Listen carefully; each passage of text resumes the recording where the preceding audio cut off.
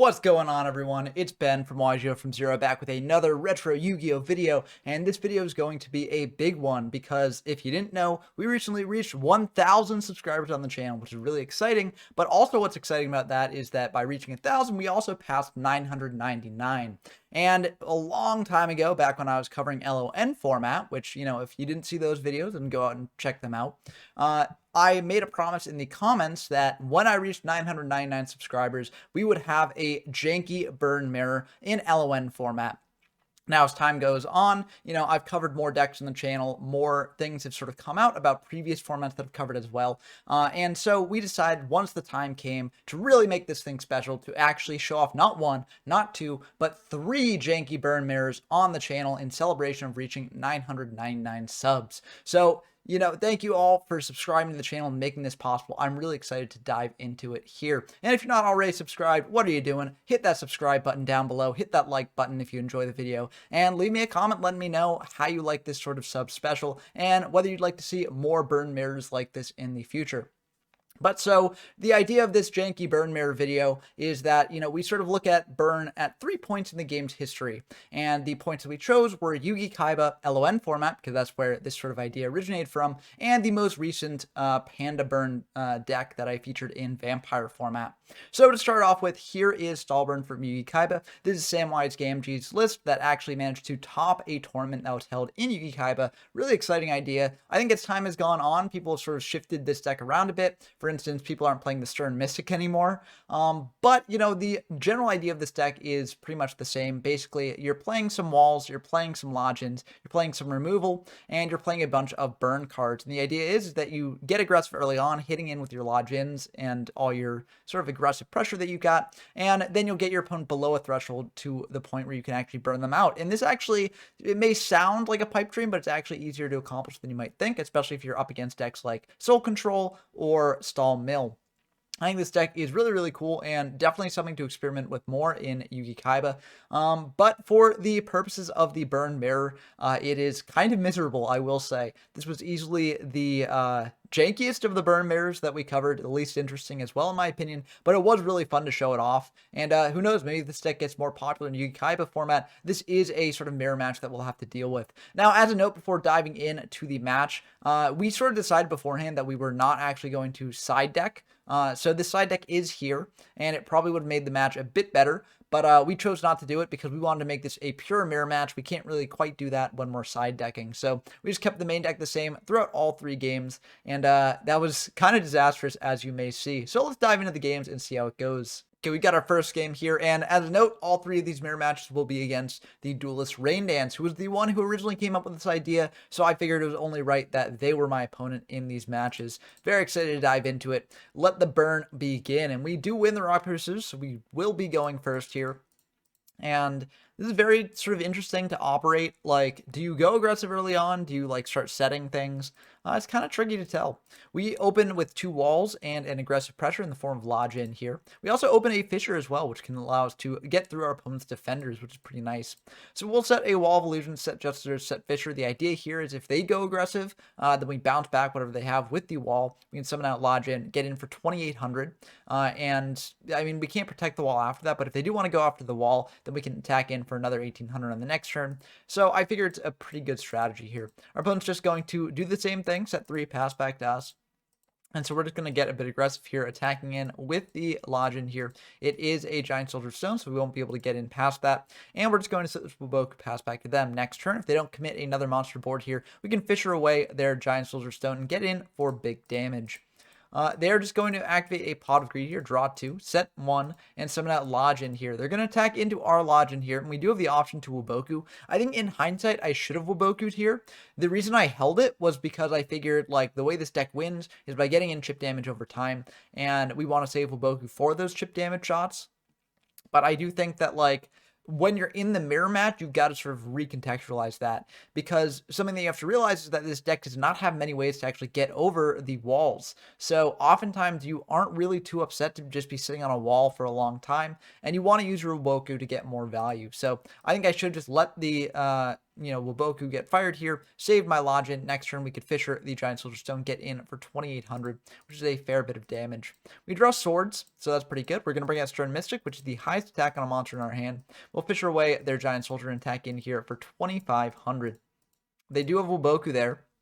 But, if they had used up the Woboku when we had Lodgin on field, it still would have been fine because we would have had Lodgin, which is pretty aggressive and can get in a fair bit of damage. They're just going to set 2, pass back to us. We draw another Just Desserts, which would be good if they committed more to board, but unfortunately they're not. We attack in with the Stern Mystic. It is an Aquamador, so we will take 500 here. Maybe there's a bit of a mistake because we don't actually have a way to clear that Aquamador here.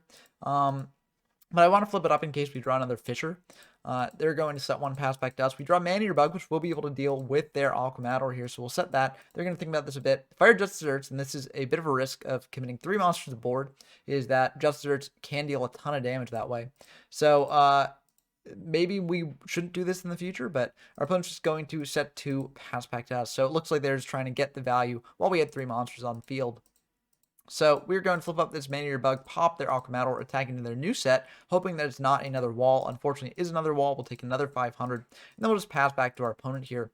They're going to bring out a Stern Mystic here, attack into the Man-Eater Bug, and we will just take that. We do take 1050 here, but the way I figure this is that they're getting a monster off our field for Just Desserts, so I think it's ultimately okay.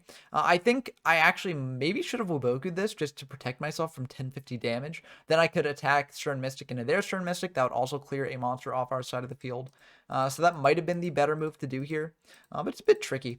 We're just going to pass back to them. We do not attack in our Stern Mystic into their Stern Mystic. I think we're trying to keep monsters on their side of the field for Just Desserts, but it's a bit awkward. I think maybe we should have just done it. They're going to choose to attack in, and that's fine by us. They're going to set another, pass back to us. We draw a Trap Hole, which is pretty decent. We're going to set an Aquamador, set the Trap Hole, pass back to them.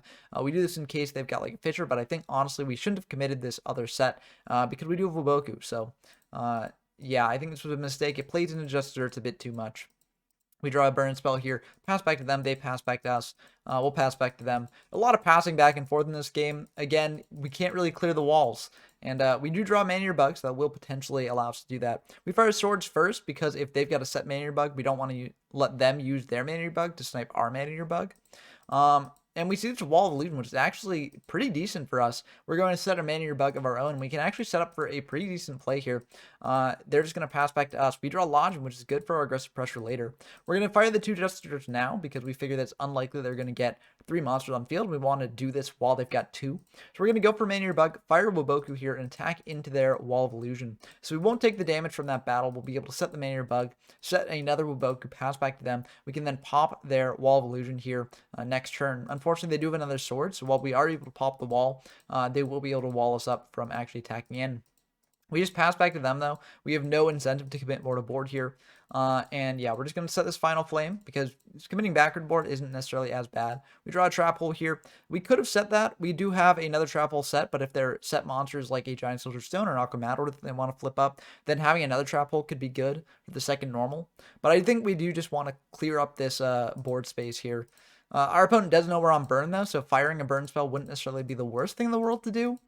But yeah, I think it is ultimately fine. We're just going to discard a Wall of Illusion here and pass back to them. They're going to go for another Just Desserts, dealing 1,500, and that is a little bit worrying. They're going to go for a Man-Eater Bug here, popping our wall. They've got Raigeki as well, so they'll be able to attack in. They're going to go for damage off the bug. Now, this is a bit of a critical juncture, because if they have like 3 Okazi, then this attack will actually drop us down low enough to kill us here. So I figured the reason why they made this play is because they likely do have a ton of burn spells in hand, and this will actually finish us off. So I do just think about this a bit, and I will just fire the Woboku. And let's see if that actually was the right choice. Looks like they've got Final Flame, Okazi, so that's 1,400. So I guess they only had 1,400 worth of burn, so maybe this was a bit of a waste. But I do think it was right to do, because it seemed like they were going for something big, but it might have just been to bait out a Woboku there. We draw a Reborn, which is really nice. This insulates our Lodgin play here. Summon that Lodgin, they've got Trap Hole, but we can Reborn that Lodgin, get it back, and attack over the bug here. So this will deal a fair amount of damage if it goes through. Unfortunately, it does not. We'll just set a burn spell as a bluff here. Pass back to them. They've got Fisher for our Lodgin. They'll bring out another bug here, attacking in for 900 total. We can't stop this now. and they're going to fire Okazi, fire Final Flame, and fire another Okazi. So if we had saved the Waboku here, maybe things would have turned out a little bit differently because we'd be at 450 higher, so we wouldn't lose to this. But yeah, we have 100 life points left.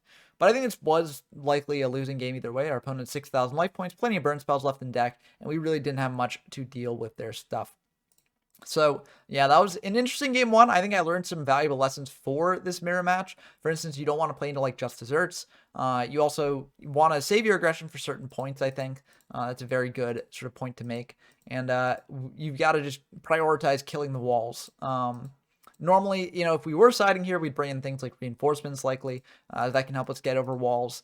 But, yeah, here it's not really worth it because we're not siding. So we can't actually do any of that. And it will be... It will make for a very slow game too as well. Opponent's going to set 3, pass back to us. We draw Waboku here. We're going to bring out a Lodge, and they've got Trap Hole. Set the Waboku, pass back to them. They're going to flip a Bug, pop a Wall of Illusion here, go for a Lodge, and we've got the Trap Hole. They've got a Reborn here. So this is a bit worrying. They're going to get in for 2250. We do just Waboku that, as that is a lot of damage to take against Burn deck.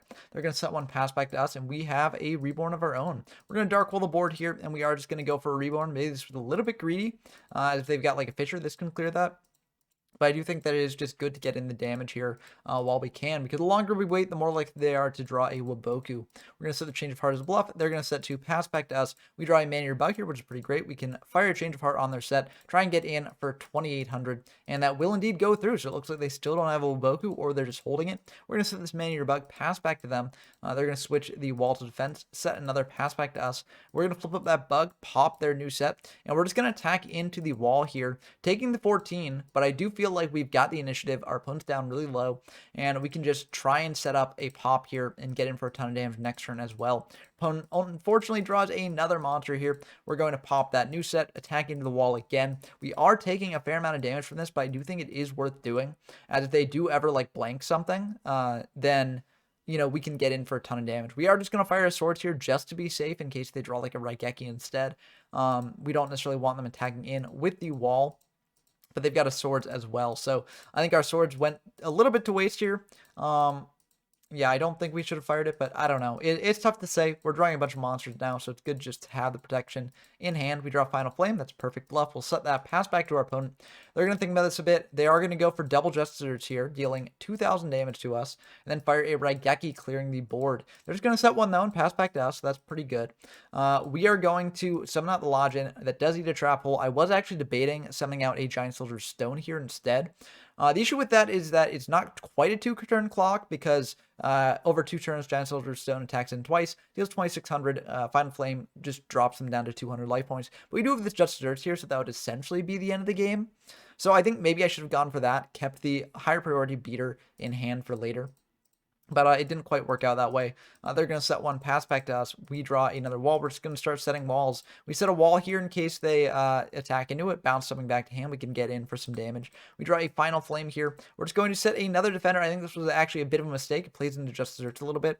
But the reason I do this is because they've already got 2 Just Desserts in grave, and I want to play around Change of Heart, which they have not used yet. They're going to set another, pass back to us. We draw Raigeki, so this is actually really good. We're going to flip up this Giant Soldier Stone, flip up a Wall of Illusion, Raigeki their monster, and attack in for 2,300. Unfortunately, they do have Waboku now, so we're just going to pass back to them. They set another monster here. Very unfortunate for us. We're just going to switch our monster back to defense, set a Trap Hole, pass back to them. They're going to set another, pass back to us. And you can see why this is like probably the worst of the mirror matches, because this is very unfortunate. It's just back and forth passing until we draw enough burn spells to get over that threshold. We are getting pretty close. We've got Final Flame plus Okazi, so that's 1,400, plus another Final Flame, that's 2,000, plus Just Desserts, that's 2,500. To commit another monster to board, then that's 3,000. So we're getting very, very close to the end of the game on our part, but we have to, you know, have the idea that our opponent is also getting pretty close on their end too. We draw a Bug, so we could potentially commit that and go for the pop, and we are indeed going to do that. The reason I do this is because I figure like 500 extra damage probably isn't the make or break on our life points here. So I just do want to get aggressive here as soon as possible. Unfortunately, they've got Dark Hole to pop the entire board. They'll set another, pass back to us. We draw a Lodge in here, which is pretty nice. We're just going to set this Wall of Illusion, pass back to them. and see what they do. They're going to think about this a bit. They are indeed going to flip up a man-eater bug, popping our wall, getting in for 450 here. And I actually do fire the Waboku. We don't have another Waboku, but that 450 can actually be the difference between winning and losing here. If they've got like 3 Okazi and a Final Flame, then that 450 will put us down below the damage threshold they need. So I do just Waboku that. Maybe this was a bit greedy here, but I do think it was worth doing. I think about this a little bit because they could potentially have like another trap hole. So I don't necessarily want to summon into that. But we start going for burn spells here because they are getting close to a point where like if they have another monster that they commit to field here, then we just win the game with the Just Desserts. So we have to deal that damage that we had to get them below that threshold to win here. We're also going to set a Stern Mystic here just to see what they're working with potentially. This does also show them what we're working with. So it might be a little bit of a risk, but I do think that it's worth doing just to see exactly what they've got. We're going to pass back to them. Maybe this was a bit of a mistake. Maybe I should have flipped up the Stern Mystic, tried to go aggressive here, get through their Wabokus and stuff. But yeah, I don't know. It's a bit tricky. We're just going to keep passing back and forth to each other. If we draw like one more burn spell, I think we do just win the game here. We flip up Stern Mystic and we all reveal what we've got set. Looks like they do indeed have Waboku, but they've also got triple Final Flame plus Okazi. That is 2,600 damage. If they draw another Final Flame or Okazi, we just lose the game here. So I figure that we do have to get a bit aggressive. Not really worry as much about like Just Desserts or stuff because Just Desserts will kill us here probably either way. Actually, no. It won't quite kill us because Just Desserts will deal just 500, so that brings us up to 3,100 damage. So we will actually survive that. So actually, I don't think that I can commit another monster to board here. It's a bit of risky proposition. But our opponent's going to go for Fisher here. Attack in for 450. We are just going to Waboku that yet again. Opponent's going to set one, pass back to us. We draw Fisher, so that's pretty good. We can potentially go for game here, but we are just going to play it a bit safe. Set the Giant Soldier Stone, set a Fisher, pass back to them. Their new set was Waboku, so I think it's good that we played that safe in hindsight. I mean, I generally am not in favor of sort of looking at what the opponent actually had when deciding whether a play was good or not, but it can be illustrative in some cases. Unfortunately, our opponent does draw that last burn spell they need first, and so this will indeed be the end of the game. So, you know, we kind of also just need one more burn spell because we had 1,600 damage here. So if we had drawn like a Final Flame or Okazi of our own, then we would have been the victor in this situation. But alas, it didn't quite work out that way. So very cool to see though. Cool to see a back row of all burn spells here. And very interesting mirror. And I'm curious to see if this mirror will actually grow more popular, if burn grows more popular as well. Of course, it'll probably be a little bit better than this since side decking will be a thing there. But that is the Yugi-Kaiba burn match. Let's dive in to the next burn mirror match that I want to show you because I do think that from here, the burn matches get a little bit more interesting. So as I mentioned, this sort of whole idea kicked off around LON format when I was covering that, specifically when I covered the burn deck in LON format. Because in LON format, you know, it's the format right before Android format at the beginning of 2003. And that set actually had triple magic cylinder, which was then limited on the limited list that Android format uses. So the idea is that burn in LON format is a bit stronger than it would be in Android. So you know, I made the video on burn. The comment was said, you know, it would be cool to see a mirror match here because there's a lot of interesting interactions. You know, both players have access to chain energy. Both players have access to magic cylinder. They're both playing things like giant germ, nimble manga, spear creeping to get things back. And the burn match here might be pretty interesting to play. So, you know, I figured that this was a good idea. And I am very happy with how the burn matches for this set actually turned out. So I'm not going to go through the strict card by card here. You can check out my video on the LON burn deck if you want that. But, you know, again, the same rules as before. We're not going to the side deck at all. We're just playing this main deck exactly, and we're taking each other on, seeing how we do. We got the LON burn mirror match against Rain Dance yet again. We're going to dive in here and start with an epic rock, paper, scissors. We do unfortunately lose that, which can be a bit rough in case they've got chain energy in the opener. That can make things a bit tough for us. But this hand is pretty good. Now, the LON form of this deck does play no Momonga because we are playing Chain Energy, and Momonga can help us gain life points back, get monsters on field to attack in. So it's kind of interesting that both decks are playing sort of an anti-burn tech as well. So need to see. Our opponent's going to fire a Comfy here. And, you know, that does burn them for 1,000, so I'm not too upset about this, especially since our hand is a bit difficult to dismantle. If you send a monster that isn't Spear Cretin, I can just set Spear Cretin and get it back. If you send just desserts, like, you know, it's kind of a low impact send a little bit, but it might just be the best thing to do here. They're just going to send Can Soldier. I think that's also fine, as I'm less likely to bring back Can Soldier off of Spear Cretin, and Can Soldier can be really annoying to deal with later in the game. So I think that also works here. They're just going to set 3, fire a Chain Energy, pass back to us. We draw Dark Hole, which is pretty good removal.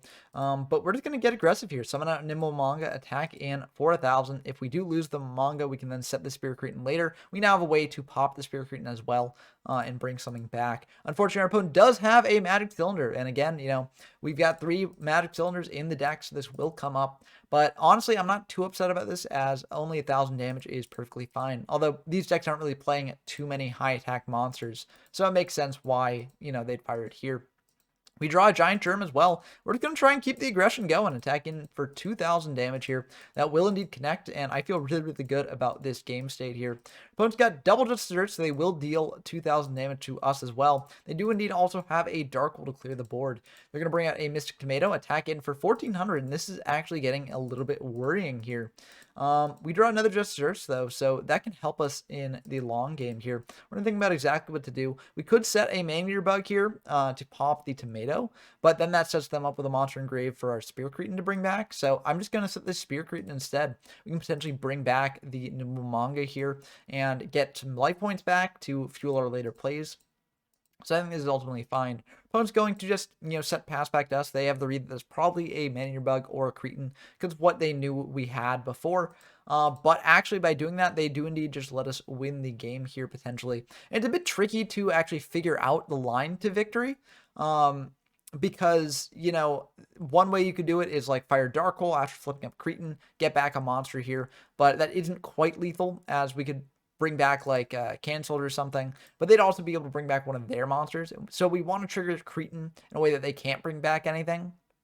And the Tomato can get out more monsters here, so, you know, we're not likely going to be able to attack indirectly to them. But I do actually have a way to do it. So what I'm going to do here, after thinking quite a bit to actually make sure this works, is we're going to start by thinking a lot. So I do the thinking phase a fair bit, but we're going to start by flipping up the Spear Cretin here. We can then tribute that for a Jinzo. This will indeed trigger the Spear Cretin to bring back a Cannon Soldier here. And now we're just going to attack in to the Mystic Tomato, deal 1,000 damage here, and they're going to bring out another Tomato. That is perfectly fine. This actually, I think, would have worked even if they didn't bring out another monster, I think. Because then we'd be able to deal 500 each off Justice, dropping down to 1,000. And yeah, so it wouldn't quite work. We'd still have a little bit more damage to do, but with the Chain Energy on field, they wouldn't necessarily be able to do anything here against us. So yeah, we are going to, you know, tribute off our monsters for Cannon Soldier here, dealing 1,000. And we are then going to set double Justice, paying 1,000 to actually set those on field. And this should indeed be the end of the game here, because that is 2,000 damage off those Just Desserts. And just in the nick of time, you know, 600 to 1,500, very, very intense. Yeah, I think if they didn't bring out anything off Mystic Tomato, then we wouldn't quite have had lethal here. Because these would have each done 500. They'd be at 5. Yeah, it wouldn't quite have been lethal, but we could have potentially just kept the Jinzo up as a big monster and gone for a different lethal line later. We would have been in a commanding position either way. So yeah, very, very good game there. Our opponent also had a Shinzo in hand as well. But very, very interesting. And it shows how tricky this mirror match can be. But we're going to go into game 2. There's no siding again, as I mentioned before. And let's see how this one goes. We draw a pretty good opener, but unfortunately we are going second here, not first. Our opponent's going to fire a Confiscation, pitching a Forceful out of our hand. We kind of wanted that here to look at their hand, but at least they're 1,000 life points down. They're just going to set 3, pass back to us. We draw a Spear Cretin, which will be good for later. We're going to set a Mystic Tomato here, pass back to them after setting 2 more back row. Now, we could have set them a Manga instead. Maybe this would have been the better option in the long run, but I want to play around if they've got like a Man-Eater Bug. If they have Man-Eater Bug, I'm much more fine with them popping Tomato instead of a Manga. So I'd rather do this instead. Our opponent's going to bring out a Sangan here, attack into our set. It is a Mystic Tomato, so they will take 100 damage from that. They'll pass back to us. We draw a Magic Cylinder. So we're feeling very, very good here. We're sort of setup in terms of battle traps.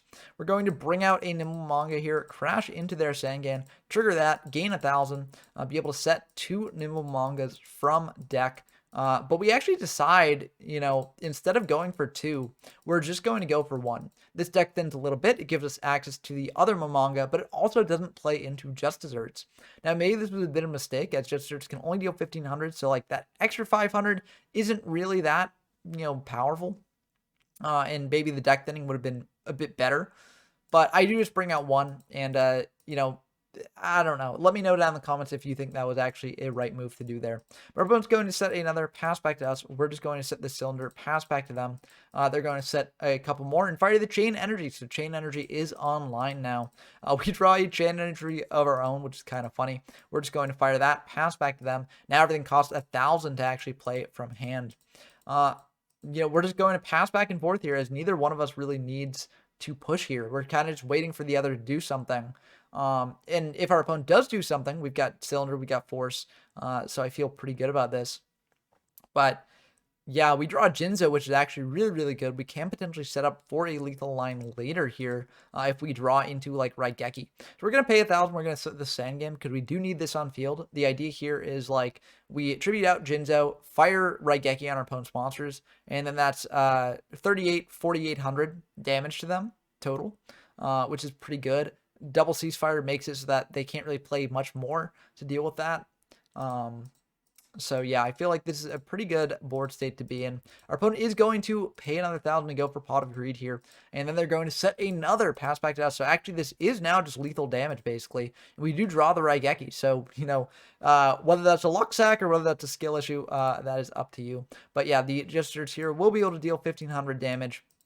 We'll tribute out a Jinzo here, shut off their plays, just search out a Cannon Soldier just in case. There's nothing really they can do here. A Scapegoat isn't out yet, but this will indeed be the end of the game. We're going to fire Raigeki here. In case they've got Karibo, I guess Cannon Soldier's good. But yeah, this will be the end of the game, as this is well over 3,400 damage.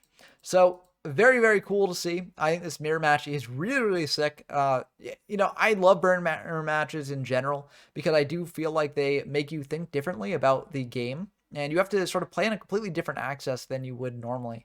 So very cool to see. Our opponent had a lot of powerful cards there. But yeah, Jinzo shut off the Cylinder and the Desserts. So I feel very good about that. And yeah, we also had Cylinder and Force. So I feel like no matter what happened here, we probably would have been fine overall. But that's going to do it for the second of the burn mirror matches. Our opponents won 1 mirror match. We've won 1 mirror match. So, of course, we've got to do the tiebreaker game. And that tiebreaker game will be held in Vampire format. So this is the final deck we'll be playing with for this mirror match. And this is like, if you didn't watch my video on Vampire Burn before, this is getting very, very close to a GOAT format Panda Burn list. So, if you're familiar with that deck, you'll see a lot here that you can recognize. But I'm not going to go super deep into the card by card here. Basically, the main changes from LON format is that now we've got Gyakugiri Panda. Now we've got Ojamatrio. You can give your opponent cards on field to buff up your Gyakugiri Pandas, also buff up your Just Desserts and your Secret Barrels. We're also playing, Ring of Destruction. We've got Nightmare Wheels. We are still playing Magic Cylinder at 1 copy. But yeah, nowhere near the amount that we have in LON format.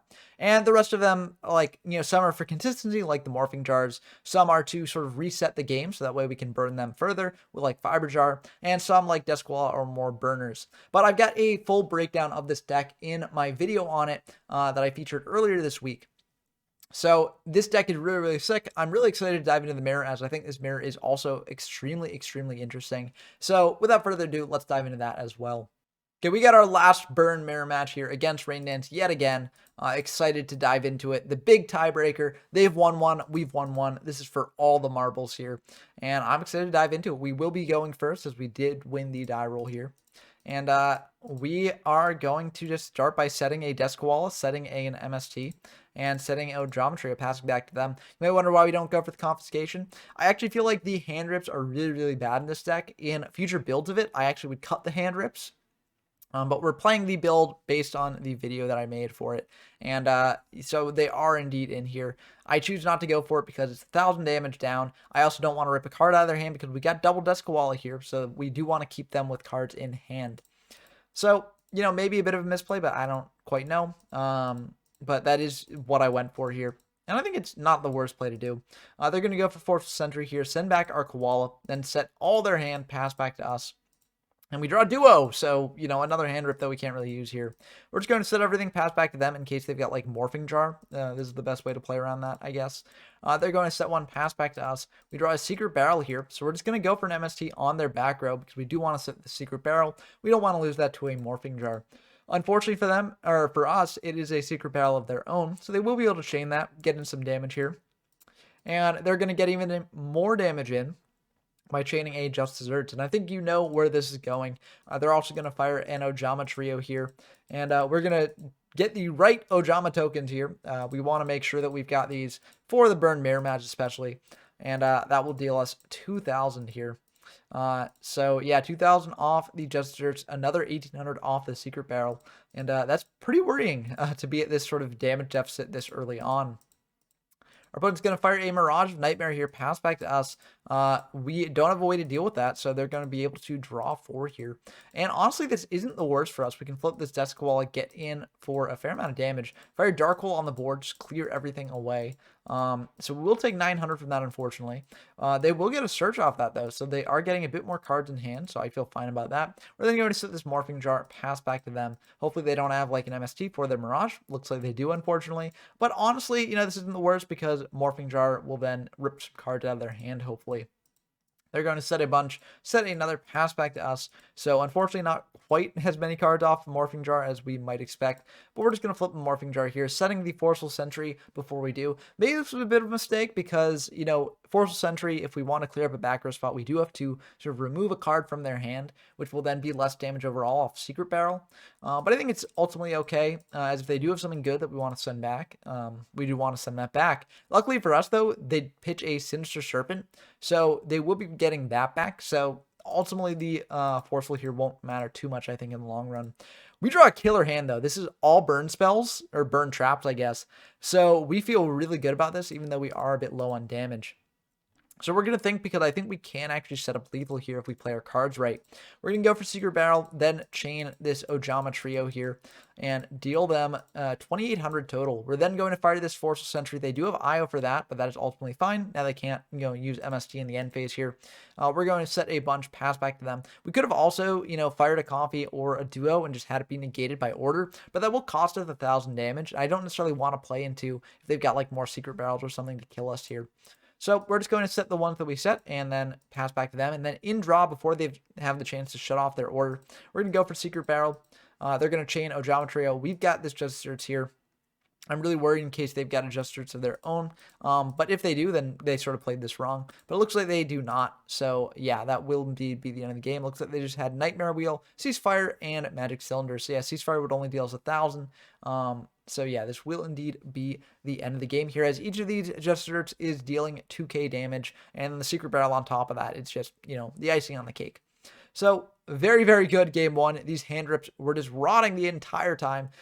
Shows how bad they are in this deck. So I will definitely be cutting them in the future versions of this deck. But unfortunately, we're not siding here, just like in the first 2 mirror matches. So they will indeed stay in for game 2 here. And this is a pretty good opener. We open Gyakugiri plus Ojama Trio plus Gestures plus Ceasefire. Oh, this is pretty killer. Our opponent's going to set 4, pass back to us. We draw a Dark Hole. We're just going to fire that in case they've got like Morphing Jar or something annoying. It's a Desk Koala, so that's fine. We're going to bring out this Gyakugiri, attack in just for 800. 800 damage is 800 damage. If they want to commit a monster to our side of the field, we can then buff up their field with the Ojama Trio tokens and sort of protect our panda that way. We're going to set 3, pass back to them. We don't set the Just Desserts here in case they try and just blind snipe something in the end phase, because Just Desserts, is a very powerful card with the Ojama Trio. We do want the Ojama Trio to be live. If they blind snipe the Ojama Trio, then we're kind of out of luck anyways, but we do need to commit this to actually activate it. Also, if they do go for something like Harpy's Feather Duster or more MSCs and stuff on their turn, then we can't actually chain Just Desserts if they don't have a monster on field already. So yeah, they're going to go for an MST on our back row, and they hit a Ceasefire, so that's pretty good for them, honestly. They're going to bring out Gyakugiri Panda here. That'll buff up to 2,800, and they'll attack in to one of our tokens. So we'll take 2,100 from that. Unfortunately, we do not have a cylinder there. They're going to set another. We're just going to blind MST that. It is an MST of their own, so honestly not the worst to hit, but also not the best. I would prefer to hit something like a Just or a Ceasefire or something like that. But ultimately, this is fine. We're going to go in attacking with the Yakugiri Panda here. They got like Magic Cylinder. This is why we're, firing a Geometry on doing this. Because, if they want to use 1300 damage from the cylinder on us, we can save the Geometry for later. So, yeah, we will just bring out 3 Ojama tokens on their side of the field. And that will actually get through their Panda, as the Panda that they have, it only is at 2300. As we've only got 3 monsters on our side of the field. Now, of course, they've only got 3 monsters on their side of the field, so our Panda will also go down to 2300. But I feel pretty good about this. We've got Secret Barrel, we've got Justers. They're just going to set 1 pass back to us, and we're going to fire 4th Century, sending back the last card in their hand, which is a Discowall. We feel pretty good about that. Seeing as they're not committing more monsters to board here, we're just going to go for Justers on them. They've got Justers on us, so we'll each take 1500, and we'll just attack into a token. Maybe we should have fired a Secret Barrel here when they had more cards on field. But the way I figure it is that Secret Barrel can be good in case we draw like Morphing Jar, in case they draw Morphing Jar. If there's multiple ways to get into more cards in this deck. So I figured we could save Secret Barrel for that. We draw IO, which is also very good. We'll attack into their tokens. Maybe I should have just held the Panda and not kept attacking in. But I want to deal damage while I can. And realistically, the only thing that really stops our Panda is if they've got a Panda of their own. They've already used up 1, so they'll have to draw another. And unfortunately, they do draw another, so that'll be 2300 attack point Panda. Our Panda's at 1800. They've got Ceasefire, they've got Secret Barrel here. So we will just take 2000 total. Yeah, because we only got 5 cards on field. So yeah, 2000 total from that. We're down to 2400. They'll attack into our Panda. We'll take another 500, and they're going to pass back to us. We draw Morphing Jar here, but we can't actually set it, as if we set Morphing Jar, then I think we do just probably lose the game, because we'll take 1700 from the attacking Panda that they've got, and they likely will also draw into a burn card as well. So we can't do that. They're just going to attack into another one of our tokens here. We'll take a 1100 from that total. And we draw Nightmare Wheel, which is actually extremely, extremely good. We'll set the Nightmare Wheel, pass back to them. We could have also potentially set the Morphing Jar. I think I probably should have set the Morphing Jar as well. I'm trying to play around like Justers here, but I think I'll have to play around that eventually anyways, or play into that eventually anyways. So yeah, I think I should have set the Morphing Jar here, but we're just going to fire the Nightmare Wheel on their Panda there. So this will start dealing them 500 damage each turn. We draw a Panda of our own here, so we can actually get aggressive. We're going to think about this a bit. We're going to summon our Panda. It's got 1800. We're just going to attack in to their token there, dealing 1100 total. So now they've only got 900 life points left. We've got Secret Barrel. If they draw 2 more cards, then we just win the game. Actually, 1 more card, really, because the Nightmare Wheel will also deal 500 damage. We've got IO as well, so we are feeling really, really good here. And I don't really think there's much that can stop us. They're going to not lose 500 here, as this only activates during our standby phase. And then they've got Raigeki. So now we could potentially fire the IO here, but I'm worried that they might also have MST to pop the Nightmare Wheel. So if we fire IO here, they chain MST, pop the Nightmare Wheel, then the Panda can actually attack into our token and win the game, because that'll be 800 damage total. So I want to save the IO for like an MST here, and I think this is a really big misplay. As you know, if they don't have the MST, then stopping Raigeki is really good. If they've got any monster in hand besides Panda, then something out of monster attacking in will just kill us here. So yeah, this is a big misplay on our part. We do chain the Secret Barrel here just to deal 800 to them, dropping them down to 100. And unfortunately, they do not have an MST, but they do have this Morphing Jar here. Yeah, last card in hand was Secret Barrel as well. So yeah, I think, well, actually, if it was Secret Barrel, then we'd have, yeah, we'd be dead here either way, because they could fire Secret Barrel and draw. So yeah, it wouldn't matter here. Because we did have 5 cards, we'd have 6 cards, so that would indeed deal enough to kill us. So we were losing this either way, but I do think this was a big misplay. We should have just fired the IO here either way. And yeah, very good game though for game 2. So going into game 3, again, we're not siding, but it's good to change our state of mind a bit. If we had, fired the Secret Barrel earlier, I think that we could have potentially won the game there. So maybe just knowing when to fire the Secret Barrel, not holding it for too long, is a good thing to do in this game here if it comes up. So yeah, let's dive into game 3. I think this mirror match is super, super exciting and super interesting. And the more you play of it, the better you get at it. So Very good to do. We're just going to set a Gyakugiri Panda, set 3, Fire Mirage, pass back to them. And it looks like they don't have an MST. Oh, no, they do have an MST. Okay. Well, we won't get the draws there, but we do have a pretty good back row here. If they do have like Harpies or Heavy, then that would be pretty bad for us. But like the Odorama Trio here, at least it's chainable, so that's pretty good. And we draw Morphing Jar as well. That's pretty nice. We're going to flip up this Gyakugiri Panda here, attack into their set, and then on attack deck, we're going to fire this Odorama Trio off. So our opponent prematurely flipped the Desk Koala, which, normally when the Desk Koala flips, you're in damage step. You can't actually, activate Trio. But, there's no way we're doing this just into an unknown set without firing the Trio. So I just do this. And they will indeed take 1,000 from hitting over that Koala. We will take 800, though, due to the Koala's flip effect. I feel ultimately fine about this. We're also going to set a Morphing Jar, potentially get more value later. Opponent's just going to set one, pass back to us. We draw a Nightmare Wheel, which is very nice. We'll set that, flip up the jar. The reason we don't commit the Serpent is because if we draw another monster here, we might want to commit that instead. And we get the Serpent back anyways. We hit out a Gyakugiri Panda and a Desk Koala from their hand. I feel really good about that. We draw another Morphing Jar that's very funny and could be good potentially later. We're just going to set a Witch here, set a Secret Barrel, set a Jesters, pass back to them. The reason we don't hit into their stuff is because I want to make the Jesters and Secret Barrel more live. We could have also set an Imperial Order here potentially to play around some things, but I think ultimately this is fine. We're not really too worried if they got like Raigeki or Dark Hole of their own.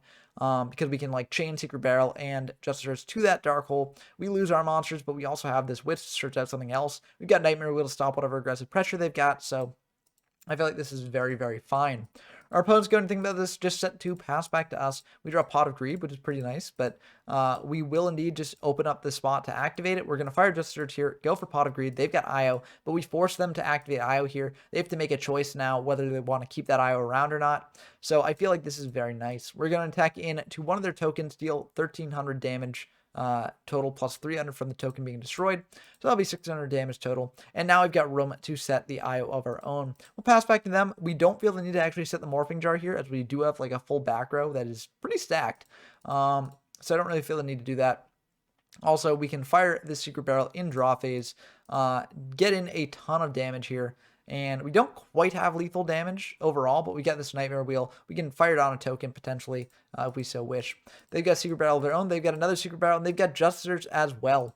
And so we do take a fair amount of damage from that. We take 5,100 damage total, but they take 2,400 damage total. And now they can't really commit into another monster on field or pay for order. So they're just going to fire a Reborn here. They're going to target the Panda, and we are actually fine with that because we got the Cylinder to deal with that Panda. And if they go for like Heavy Storm, Hard Feather Duster, we've got the IO there. So they're just going to attack into our Panda with their Panda. We've got Magic Cylinder, and that will indeed be the end of the game because that Panda does have 2,300. But even if it wasn't, we had this Nightmare Wheel. We could deal 500 damage to them each turn, and we feel pretty good about this. So this was extremely, extremely fun to play these sort of burn mirrors here. And I had a blast. I hope that Rain Dance had a lot of fun as well. And I hope that all you viewers out there at home also really enjoyed watching this, because I think this burn mirror is very, very interesting. One of the strangest sort of experiments that you'll have playing Yu-Gi-Oh! I think is playing like a burn mirror, because it's just so different from any other version of the game that you play. And so it's really fun. If you play Burn, I highly encourage you to sort of test your skills with the Burn Mirror. Maybe not the Yugi-Kaiba Burn Mirror, but the LON Burn Mirror or the Vampire Burn Mirror are very good.